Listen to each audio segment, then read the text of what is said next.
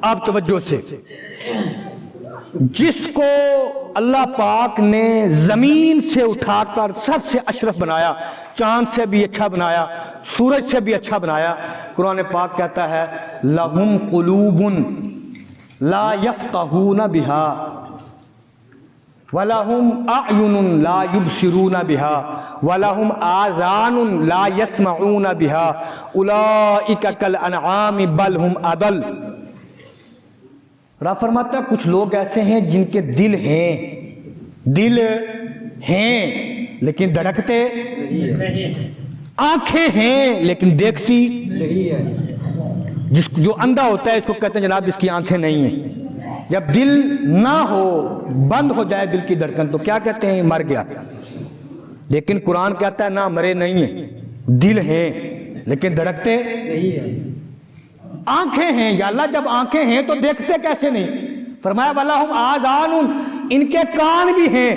یا اللہ جن کے کان ہوں وہ سنتے کیسے نہیں؟ قرآن کہتا ہے وَلَهُمْ آذَانٌ، ان کے کان ہیں، لَا يَسْمَعُونَ بِهَا، ان کانوں کے ذریعے یہ سنتے نہیں ہیں۔ فرمایا اولئک کالانعام، یہ لوگ چوپایوں کی طرح ہیں۔ کس کی طرح ہیں؟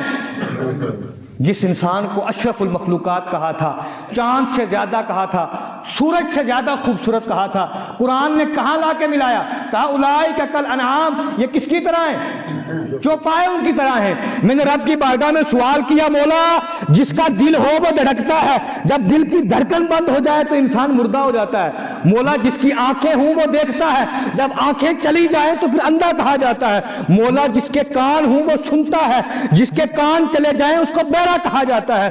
قرآن نے کہا نانا، خالی مردہ اس کو نہیں کہا جاتا جس کا دل دھڑکتا ہو۔ فرمایا اس دل کا دھڑکنا ہے جو میرے مصطفیٰ کی محبت میں دھڑکے۔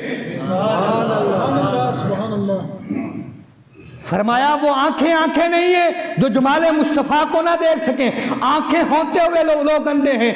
وَلَهُمْ آذَانٌ، فرمایا کان ہیں لیکن سنتے نہیں۔